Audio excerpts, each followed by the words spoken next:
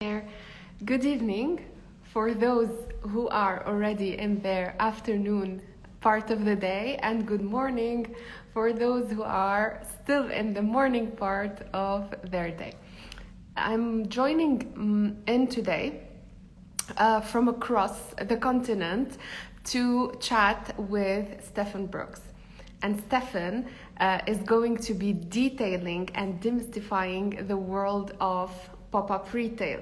We're going to be talking about pop-up details, ins and outs, and everything around the world of this new retail format in order to understand this term better and the practices and uses of pop-up stores in today's retail world. So I will be Steve. Okay, perfect. Hi. Hello, how are you? I'm very well. Bonjour. Bonjour. Thank you for joining in. I'm so glad that we're doing this. I am absolutely delighted to be here, and I know it's evening for you. It's morning for me, so I'm really looking forward to this conversation. Me too. Hopefully, we're gonna be able to demystify lots of things for people. So yeah, thoroughly excited. Thanks for having me. And thank you for accepting to join me today. And when we thought about pop-up retail, I said to myself, I mean, Steve would be the person to demystify it because you have been working with pop-up forever now. So we will have to take the time to really re-explain this term that I believe at a certain point have become a little bit vulgar in terms of adoption and utilization. So many brands are using pop-up store terms today, but they are not really doing a pop-up in the right way or as it should be. So we're going to be talking about all of this. So Steve, let's go to your debut. How did you come across pop-up stores throughout your career? Like most people, I guess I fell into retail accidentally. And having worked in a bank and in an insurance company, I ended up working for a retailer called FW Woolworth as a management trainee and went through their training process and eventually moved into a sales role and was headhunted by a man that was setting up this business that was selling space, as we used to call it then, behind checkouts in big box stores. And I went on to buy that business and subsequently sell it and buy and sell a number of other businesses in the pop-up space, as we would call it now, going on. The interesting thing I think that everybody tends to forget is pop-up was the birth of retail. And it's nothing new. We just used to call them markets and souks and bazaars, and retail's foundations began in pop-ups. Now, Yeah. I wasn't around then, even though I'm a bit grayer these days. But you're right. It's moved on, and certainly in the last probably 10, 15 years, the industry has really pivoted and changed. The last 12 months have changed it immensely. So Right. I'm really looking forward to how we go and demystify this for everybody. Right. Steve, I just wanted to highlight something. Do you know why this page is called Huckster? Well, I was going to ask you that. It had crossed my mind. Yeah, because I mean, I was also looking throughout the research when I was working on my manuscript a couple of years ago. I came across this chapter saying that, yeah, I mean, pop-up retail has been there forever. I mean, we always had a form of mobile Yes, commerce going on. And then I was searching for these terms and I came across the term huckster, who is actually the person who used to go from door to door with his basket, or the person who used to go from town to town to sell merchandise or so on. So that's how I said to myself, oh my God, I mean, this is the perfect perfect. name that I want to adopt for my work So and my page.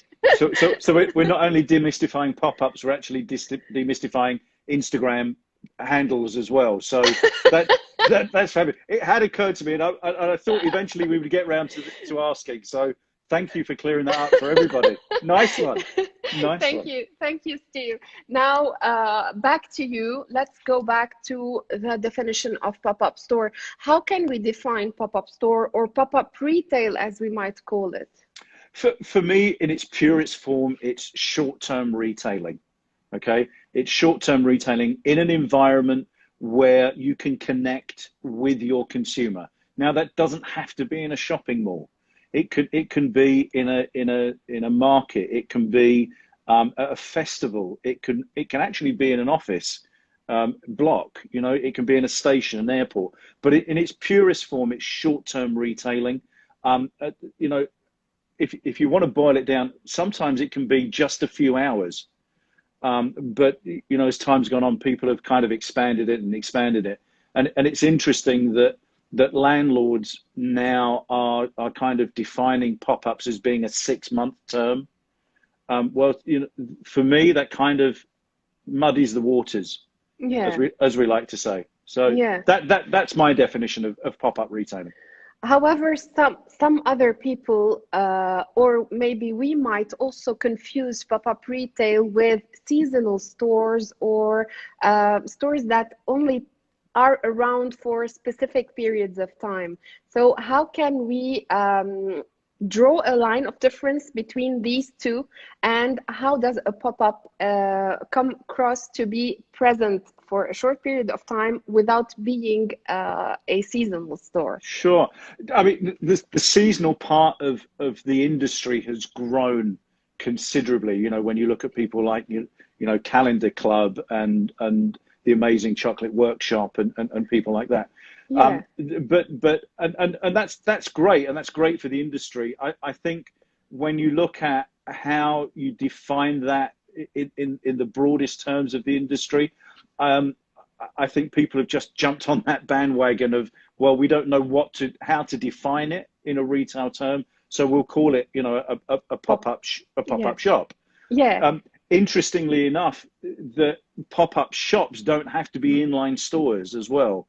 You know, people confuse that. I think that you can do, you know, a pop-up on a mall. And yes, we've got other terms around that in terms of kiosks and retail merchandise units. But I think in modern day, pop-up retailing, as I prefer to kind of define it, has this enormous umbrella now that all sorts of things sit under. Okay, so we're talking about a temporary retail format that could have different forms, whether it was a boutique, kiosk, an apparition in a mall, and at an office block, as we said, or others. So what characterizes a pop-up store? If we can think of like characterizing features, what are the ones that really relate to pop-up stores? I think for me, it's having special offers, you know, really kind of time limited, fantastic offers for the consumer. I would always love to push pop-up retailers to give amazing customer service. Yeah. You know, you're not there for long. Yes, the consumer does want to build up some confidence around you, around the fact that you are there temporarily. And one of the ways of doing that is giving that amazing customer service. I think the way in which you're merchandising and you're being very select around how you merchandise and the types of products that you're trying to retail, they're the defining factors. I think it's important that you create an experience as well. You know, we've launched a program this year called the Hollywood Effect, which is turning your pop-up into a blockbuster. And it kind of draws analogies between how you would shoot a Hollywood movie and the preparation behind that to how you would you know, prepare for your pop-up experience in your pop-up shop, and then drawing those analogies. So I think you've got to create that experience. The other thing that pop-up really has to do better than anybody else is then take that consumer with them when they leave, you know, either as an online customer, or keeping in contact with them so that they can find them again when they pop up next time. Right. The other thing I would also say about pop-up as a concept is it just doesn't work for retailing. It works for service businesses as well. So, if you're selling solar panels or replacement double glazing, windows and doors and things like that, or you're a chiropractor or a motor dealership, all of businesses that I've worked with myself, you can use that pop-up format, that pop-up strategy as a method of growing your business. And we'll get into the kind of test and invest before you invest, I'm sure, as we go through. But for me, they're the fundamentals. Okay, so we're building on our conversation and adding on these concepts, and we're saying here that a very important factor related to pop-ups is the experience and is the connection with consumer. Hence, customer centricity, right? When we're talking about pop-up stores. So how are we conceiving today pop-up stores in any type of service to be so customer centric? What do managers need to look at to provide that pop-up store that speaks directly to these consumers? So let's go back. I think the first thing that they've got to look at is where they're positioned. Okay. Making sure that they are in the right location. And I've worked with businesses that have begun with a pop-up format and think that the easiest way to grow their business is just to replicate it in the next mall 10 miles away or 20 miles away. And it's not that simple, unfortunately, because the demographic is different and maybe the retail mix is slightly different. I think what managers have got to do is that they've got to make sure that their setup is right. It's customer friendly. It's easy to understand pricing. A big thing if you're doing a pop-up is make sure you price things. Mm-hmm. Very often I see people that have beautiful displays. They're kind of ticking quite a few boxes around what they should be doing, but fundamentally they miss the pricing off.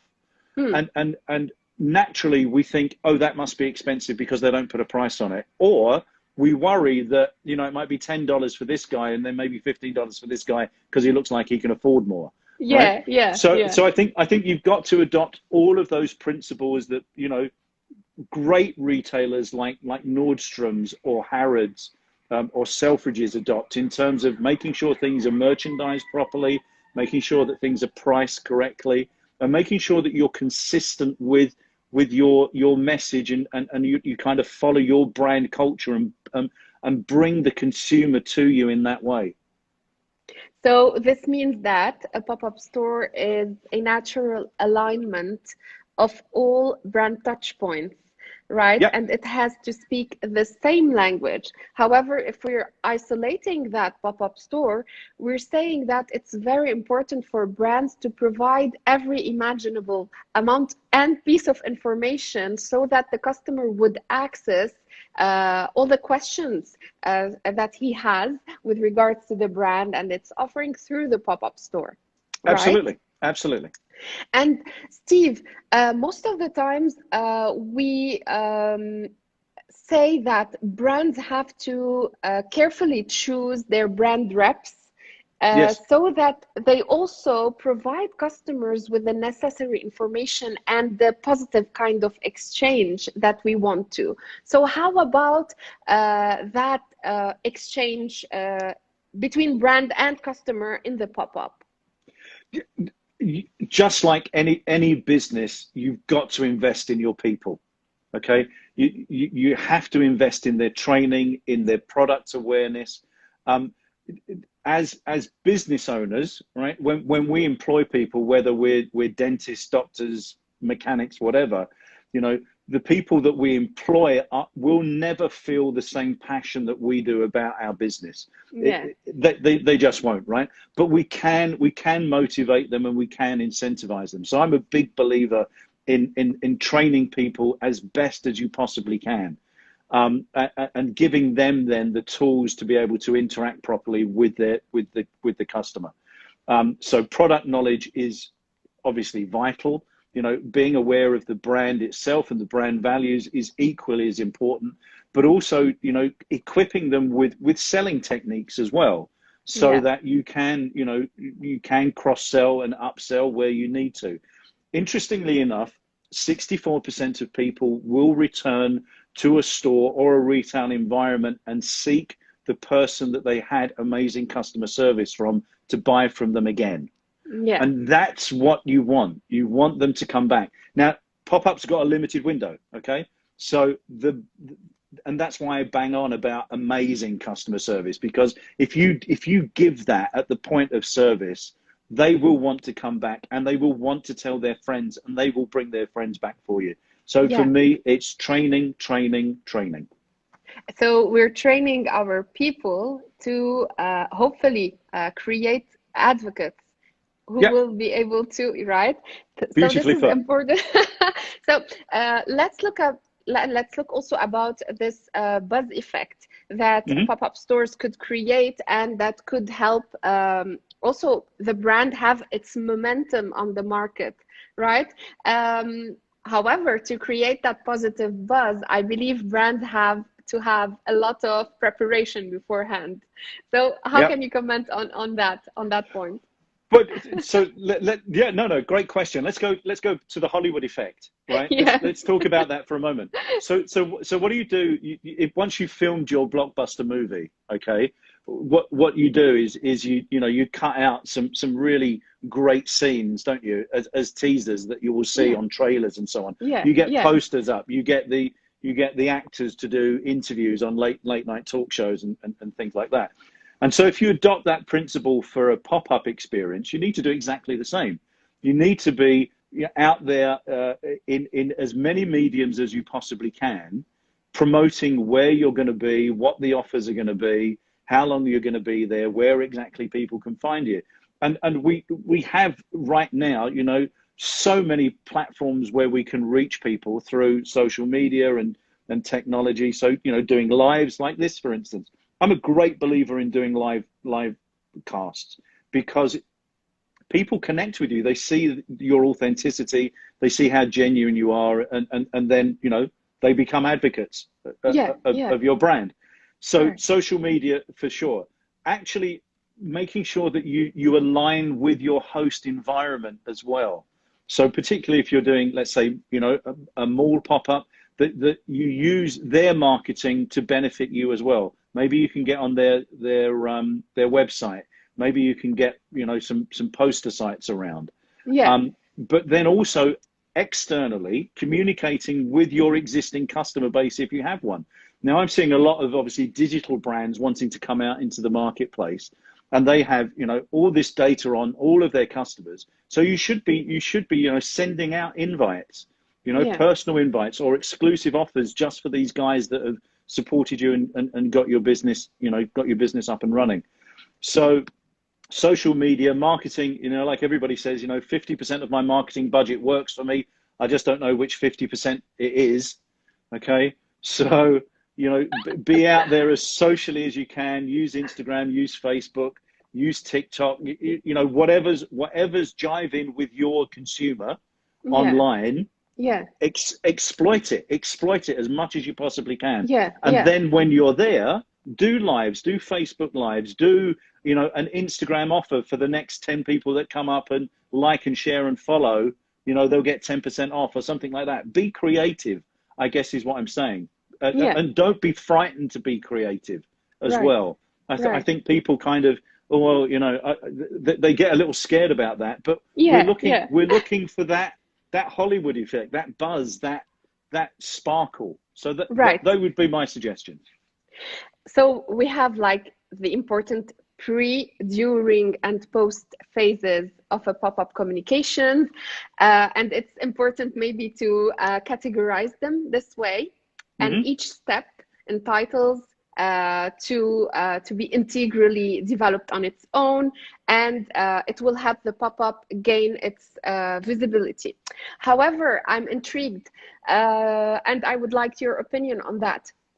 If I am a startup brand, and pop-up stores would be most of the times a natural way to put my foot on the market, will a pop-up store directly serve my brand, or will I need to be doing much more effort on my communications, or maybe repeating my pop-up stores to gain the desired visibility, as opposed to a mature or more established brand. I don't Sure. know if you get my point. Yeah. No, I think I do. I think what I would say around that is, obviously it depends on your product and your consumer, first of all. Okay. Yeah, Um, yeah, um, but I think if you're looking to use pop-up as your startup mechanism, there is a lot of work you need to do prior to that. Okay. So you do need to make sure that, you do have the inventory, you do have the right people, you have picked the right location, that your pricing is right, that you have a business plan, yeah, that your numbers. I mean, you'd be surprised how many people I come across and speak to that don't know their numbers. They don't know if they're profitable. They know they're making money, but they don't know how profitable they are, or if they're losing money, but they know they're making money, right? So, yes, so I think you, if you're going to use that, there are some things that I think people need to understand mm, about opening a pop-up on the first day. Okay. If you have not done all of the things that we've been talking about, the pre-promotion, the connecting with as many people as you can, even if it's just a startup, right? mm, Friends and family, Facebook, whatever it might be, right? Um, uh, uh, Talking to your suppliers so they know where you're going to be, talking to the malls so that they're supporting the platform. If you haven't done any of that, the day you open, you will sit there with your head in your hands for most of the yeah, day, because you're yeah, wondering, what on earth have I done? Okay. yeah. What Now, went wrong? what went wrong? Exactly. So you need Yeah, to do all of those things. Okay. yes, Now, yes, even doing all of those things and bringing people to you, right? The first couple of days, from a consumer perspective, people are just, oh, that's new. And we're very sophisticated in the way that we shop now. I'm not talking about online, I'm talking about the physical act of shopping. We're very yeah, sophisticated how we shop now. So the consumer needs to build up some confidence that you're there, yes, that you're attentive, yes, And again, I'm going to go back to training, that you recognize people, that you acknowledge people. You're not jumping on them to try and sell something, but you at least acknowledge that you're there. yes, yes, Within a few days of that, purchases will then start to happen. And right, over the course of the next few weeks or days, depending on the length that you're there, you will build more sales. And the more people you talk to, the more you offer that amazing customer service, then obviously, the better you'll do. But you have to stick at it. yes. Um, Which, Often, which, Steve, which also draws us to that important point that we need to understand that pop-up stores are not just like easy things to do, and easy results will come in from doing it. Because sometimes I hear like brand managers who have no experience with pop-up stores saying, yeah, I will do a pop-up store and life will be good. However, they have this misconception of what the pop-up is, and that it might be super easy because it's like a short-term thingy, right? But the way absolutely. we're putting it, we're seeing that a pop-up store is a lot of work. Absolutely. Yeah, I mean, it's like anything, right? You only yeah, get in you only get out what you put in, and exactly. you've got to work at it. One of the things, when I teach workshops to retailers and pop up people, one of the things that I say is, you've got to exploit the venue that you're at. Okay, Yeah, if yeah, that venue opens at 8 in the morning, you want to be there at 8 in the morning. If yeah. that venue's open till 10 o'clock at night, you want to stay You there want to till stay 10 o'clock there, at night, right? right? At the end of Yes. the day, that's what you're paying for, right? Yeah, yeah. So make the most of it. Make Mm, the most of it. And you're right. It's unless you've got, I don't know. Let's think. Let's say you've got 500 Xboxes that nobody else can get in your state, and you're going to do a pop-up shop, and you're going to sell them in a couple of hours, right? Those things are rare. That doesn't really happen. No, but nobody is going to run to any retailer right now to make a purchase. Everybody's, yes, we want to be out. Yes, we want to be socializing. Yes, we want to be experiencing more than just our homes coming out of a pandemic, right? But people aren't going to be, you know, rushing to pop-ups just to make purchases because they can. So you've Yeah. got to put that effort in. You've got to give that customer service, and again, all the fundamentals that we've talked about. Okay. Thank you for that. And again, if we're talking about exploiting location, let's also look at how beneficial pop-up stores could be when we're like popping in at the right time, at the right location, and just like being so relevant in front of our customers. Absolutely. And to what extent should we, like brand managers, be open to everything around us and to be open to change a little bit our strategy to develop like pop-up stores who make sense or that make sense at a certain point and in a certain location, right? So how can you explain the importance of these choices vis-a-vis the initial brand strategy in terms of marketing and communications and maybe distributions? To what extent? Yeah, sorry. Yeah, look, location is everything. Okay, location is everything. Just like when you're buying a house, if your brand aligns with certain other brands in a niche, let's say, you know, you're in fashion. That's an easy one to do. And you have, I don't know, you're launching a new product, or you have, maybe you're over inventoried. I mean, there's a lot of brands right now that are over inventoried in some areas, and you need a vehicle in order to move that inventory. Then you have a look at what's around you. You know, are those retailers that I'm either next to benefiting? Well, can I benefit from their customer traffic because they're established and you know they're a well-known brand? Or, you know, am I outside an environment where you know there's plenty of traffic because, you know, we're close to maybe a big department store, or you know, something that's going on. I have a caveat to that though, because I sometimes feel that it's great to be the odd one out in a location. Because that gets you recognized. The attention. Absolutely. It's kind of, you stand out because everybody else looks the same. Okay. Yes. And I would always encourage people to try and, well, consider that risk. Okay. Consider that risk.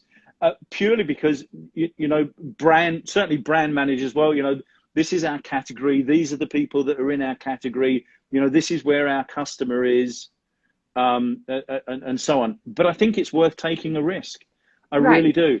Particularly if it's something, you know, if it's over inventoried, or it's something that let's say you're H&M and you're doing hats and scarves at winter and you just want to bring it out as a pop-up, right? Well, you can do that anywhere. You don't have to be outside an H&M store. You can go and do that, you know, anywhere in the mall. So why wouldn't you do that? Because actually you might be introducing the brand to other people, or purchases from other people that wouldn't normally shop at H&M. Yeah. Right. So that's my take on it. Okay, which is really interesting. I mean, like creating also the visual attention, being like the black sheep, if we want to call it in a positive way, in that location. And Steve, we have a little question. I mean, I wanted to ask you also about it. When we're appearing in a new location, or maybe during a specific time, what about the collections or the offering of a product? And like the question from our audience implies, are there also preferences towards putting in like special editions or special collections every time we pop in? Yeah, I think if you're adopting a retail strategy, you want to keep it as fresh as you possibly can. Yeah. Okay. So if you're in fashion, you know, maybe you want to be doing something, you know, through the seasons anyway, or you want to be curating products that you can only buy from the pop-up. You know, the hats and gloves things, maybe from H&M is a good example of that. But I do think that because you're competing with other inline retailers, that you want to have something that is fairly exclusive. be that, it's a, buy one, get one free, or it's a, it's a packages of products that would normally be, $100, but you can get for $50, whatever the offer might be. And you'll know that for your own brand, for the people that are watching. But I do think, yeah, it's got to be something that's got the wow factor, right? Go back to my Hollywood effect. Yes. That's your blockbuster scene. That's the thing that everybody's going to walk away and talk about. Everybody's going to go, oh, they've got this, and it was because I got this with it, and it came with this, and it fits, and it's lovely, and the service was amazing. And I tell you, why don't you come with me next time I go, and you can buy it as well? That's the journey you want people to go on. I get carried away about pop-ups. I'm sorry. That's perfectly understandable. Steve, most of the times physical pop-up stores are working a lot on beautiful designs and in-store experiences. And we are looking today at even shorter versions, as we previously explained, and pop-up stores that are there just for 1 hour. I mean, like a rendezvous that is pretty defined between the brand and the target audience to deliver something special. What are your thoughts on these new formats today? So I think the new formats are really cool. I really do. But my advice, if you're considering that format, is keep it simple. Okay. Keep it simple, because if you're only going to be there for a couple of hours, you don't want to have half a day setting up and half a day breaking down, right? So keep it as simple as you possibly can.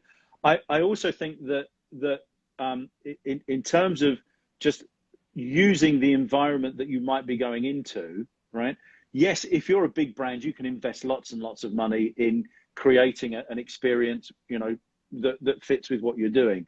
But if you certainly in malls right now, in dark inline stores right now, really have a look at what's available around in that store that you can utilize. Okay, particularly if you're a startup and money is tight, or you're a smaller brand and you don't have a lot of money to invest in making it a big experience. You can still do very, very cool stuff using things that people left behind. And I can tell you, I was in a mall just last week, in a store that they're considering using as a pop-up location, where they had literally left thousands and thousands and thousands of dollars of shop fittings. Okay. Cash desks and stands and changing rooms and curtains. And if you were a fashion retailer, it was a big store as well. You would open a store. You would reopen. You could open like that. Literally, you could have opened like that. So utilize the space around you. But to go back to your original point about these kind of instant activations, I think they're great. I really do. Landlords are starting to like them. I think they're a little scared about them because there's a lot of activity, and that means extra security and all of those sorts of things. And again, operationally, that's something that people need to consider. But that's a whole different conversation. But yeah, keep it simple. But again, you've got to do all of the things that we've been talking about for the last 30 minutes around that pre-promotion and creating that buzz and creating this exclusive offer. And so on. It's a bit like opening a pop-up restaurant for a weekend. If you're not fully booked for all the time you're going to be open, then there's no point in doing it. Right. We're going to be talking about this operational aspect in a few. I just have one more question related to the new, also it's new, online pop-up stores. We have seen for the past year, and especially during the pandemic, a rocket rise in the use of online pop-up stores, which would look like an hourly or so live streaming session, and during which the brand presents a certain thing to its target audience and hopefully tries to sell a product or service. Do we consider these online formats as an integral pop-up format, or should they be considered as complementary to a physical pop-up? I'm a purist when it comes to that, and I think it's complementary to pop up. Yeah, For me, those type of events are are virtual events. They're not pop ups in its purest form. right.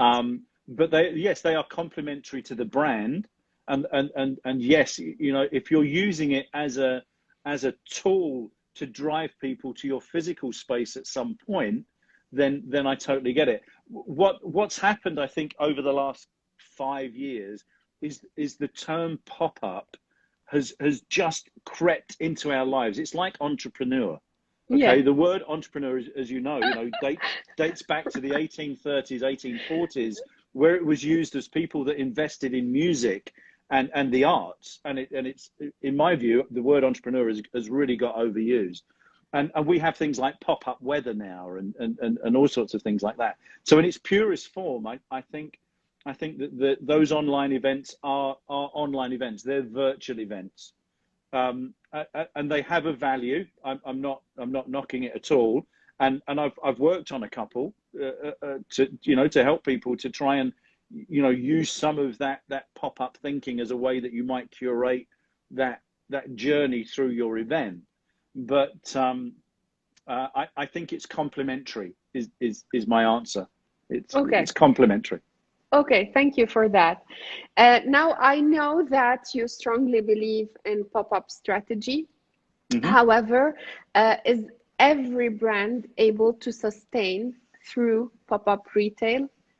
Or what does it need to have besides or along the way to grow and sustain on the market? I think in modern day retailing, a pop-up strategy is part of your overall strategy for business success, for sure. Listen, there are businesses that purely operate on a pop-up strategy. You know, the seasonal businesses that we were talking about, and so on. You know, the Halloween stores and candy stores and all sorts of things like that. And that's great for their business model. But I think in modern day retailing, it's now a key component of your overall business strategy. And I say that because I think the pandemic has shown retailers that maybe with people being online, that we don't need as many physical locations as we think we need.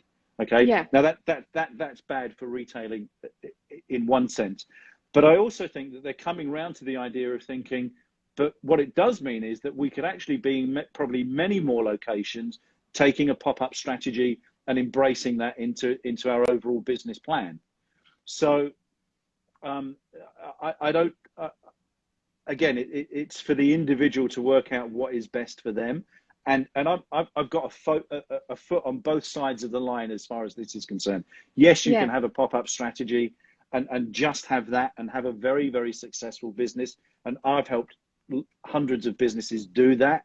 both. Yeah, yeah, Grow from one location to 108 in 18 months, or turn around businesses just using a pop-up strategy.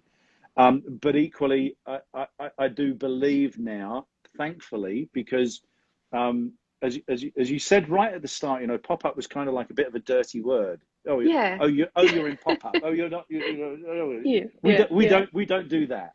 Um, Yes, yes, Pop-up's actually grown up. Pop-up isn't the adolescent that gives you grief in the corner.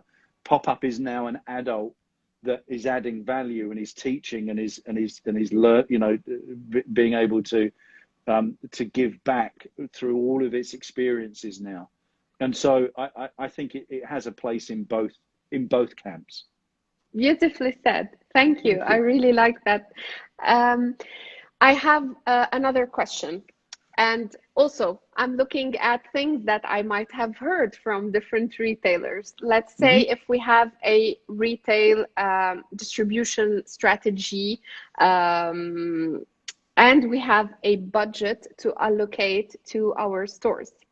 So can we take that same budget and can we break it down into several pop-up stores? If so, What are the timelines that we should be looking at between one store and another? And are there different budgets that we have to allocate between that first store and the other?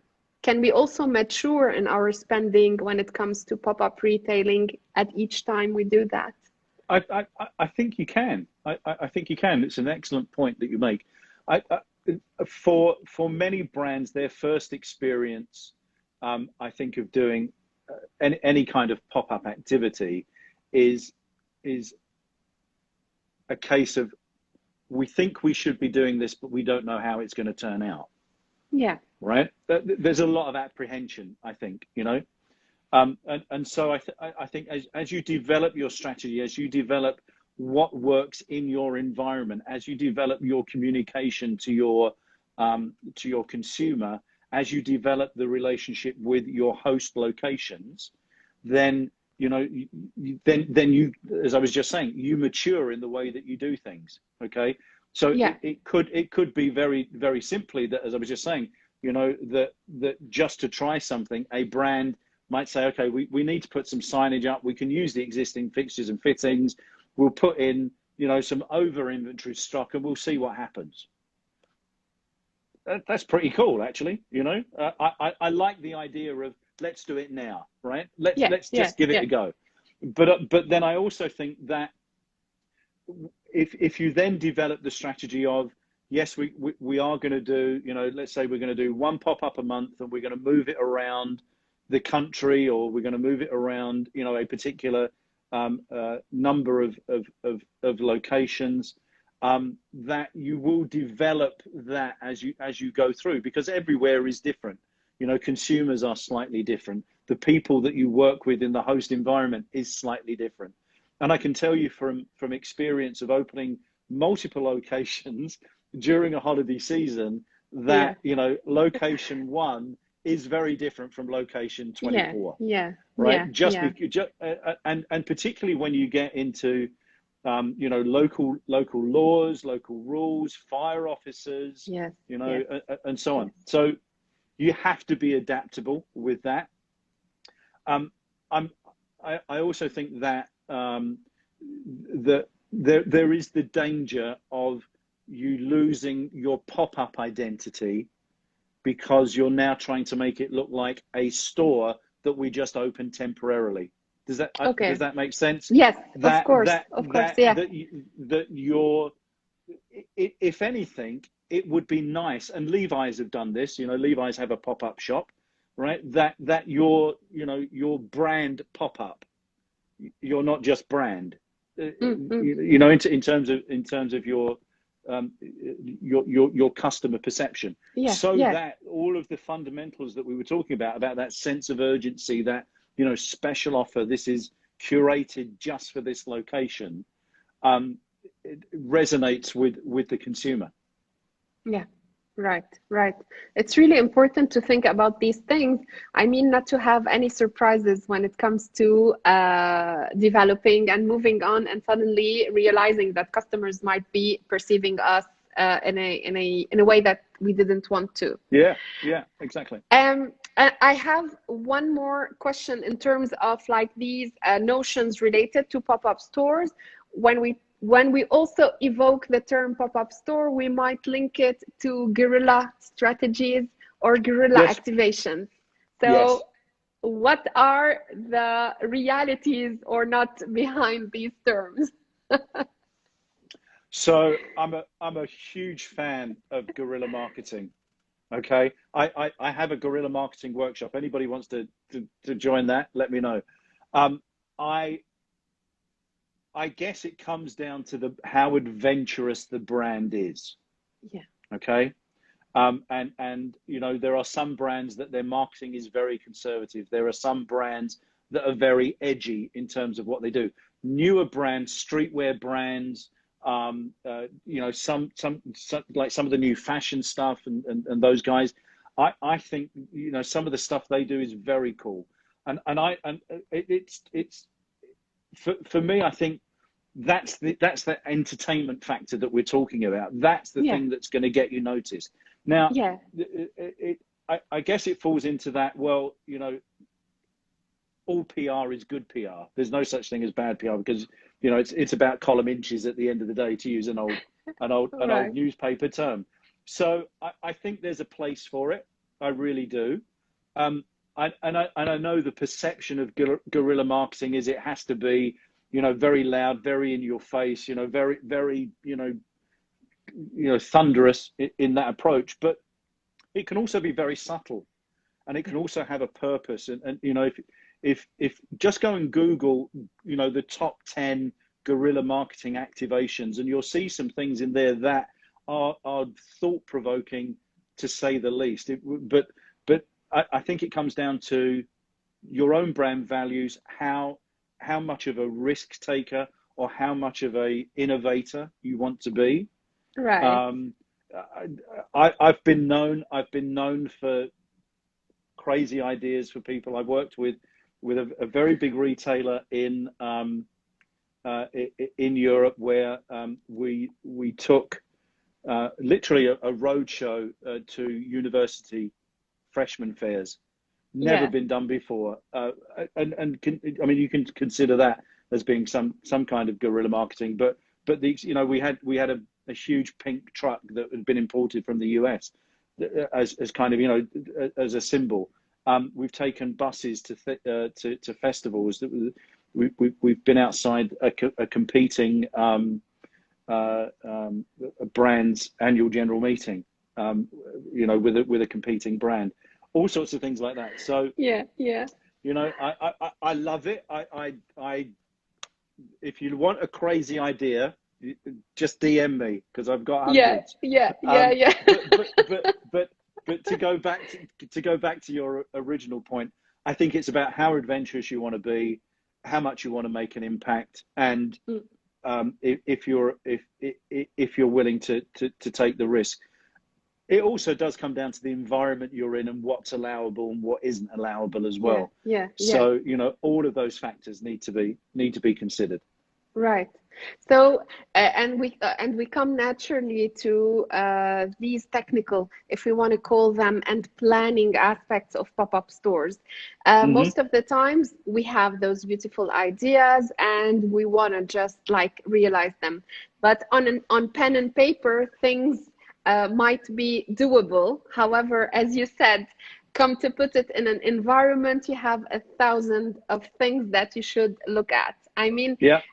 In a mall, there are things to consider outside as well. So can we talk about just these aspects like legal, insurance, technical aspects Sure. that we should or consider when we're working with a pop-up store, please? Yeah, no, absolutely. Listen, insurance, everybody wants insurance where you go. It's called general liability insurance here. It's called public liability insurance in the UK.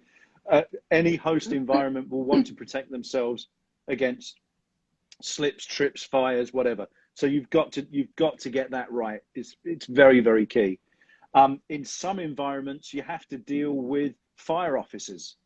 The local fire brigade, because they want to check that maybe if your stand complies with fire regulations, or if that it you're set up in blocks safety store. exits Exactly. and stuff. Entrance and exits. Now malls and specialty leasing people and commercialization people know all of these things, and so you really should, get to know those people and make sure that they give you that resource for you to do it well.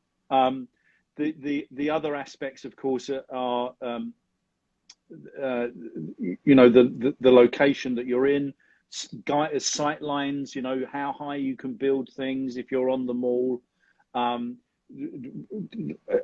Having stock out and merchandising, before the mall opens is one thing that I know a lot of people are keen on. But there's that whole legal thing. Read the contract, read the contract that they send you before you sign anything. People don't, unfortunately. Yes. It's true. And as you say, it's the best laid plans that you think you've got it right. You think you've got the merchandise, you've got the right people, but you can't find the right location. Or the location is more than you think. I've worked with people that I have pushed them to plan a year ahead. And I mean, literally, you know, to plan a year ahead to get the locations that they want, particularly when we talk about seasonal stuff, of course, but because we're in a pop-up revolution right now, right? It's front and center of mall owners, it's front and center of retailers, and space is going quickly. Yes, there's a lot of it around right now, but all the good stuff is going really, really fast, right? So plan ahead. There are lots of resources out there for finding locations. Popupshops.io, for instance. Pop and Go is another one. Who I think you had Linda on just a few yesterday. Days ago. Yes, yesterday. That's right. So there are lots of resources out there that you can use, but plan ahead. Use experts like yourself. Use experts like me to help you form that strategy so that nothing falls between the cracks. At the end of the day, you know, manufacturers that want to get into selling directly are not retailers, they're manufacturers. They don't understand stuff, right? And in the same way that somebody that wants to retail may not understand the logistics of getting stock. So, you know, build a team of people around you that will solidify your idea and make it become a reality. But yeah, planning is key. Planning ahead especially. Right. So again, if we just like combine all of these thoughts that we're discussing, despite the advantages that pop-up stores might offer a brand